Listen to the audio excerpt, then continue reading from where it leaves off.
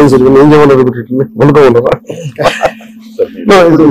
ఇది మీరు పూలు కంటే కూడా ఇది ఇస్తే బెటర్ అని చెప్పి ఎవరికొకళ్ళకి చాలా మంది అనాథాశ్రమాలకి ఇవ్వచ్చు.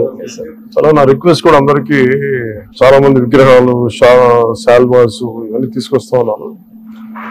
వచ్చేవారందరికి కూడా ఒకటి ఏదైనా తీసుకొస్తే టోకెన్స్ భవిష్యత్తులో మన సమీప భవిష్యత్తులో రాబోయే అన్నా క్యాంటీన్స్ కి మీరు కాంట్రిబ్యూషన్ అలాంటి టోకెన్స్ ఉన్నాయండి, వాళ్ళకి గివ్ టు గవర్నమెంట్ మన ప్రభుత్వానికి ఇద్దాం. అలాగే మీకు ఏదైనా పర్సనల్ గానీ ఇద్దాం అనుకుంటే ఇలాంటి ఏదైనా ఇవ్వగలిగితే అది నేను అనాథాశ్రమాలకు పంపిస్తాను. అలా కాకుండా ఈ విగ్రహాలు, షాల్వాలు ఇవన్నీ నిరుపయోగంగా అయిపోతున్నాయి. ఆ విగ్రహాలకు కూడా ఏం చేయాలో తెలియట్లేదు. దయచేసి నా విన్నపం, మా ఎంపీఎస్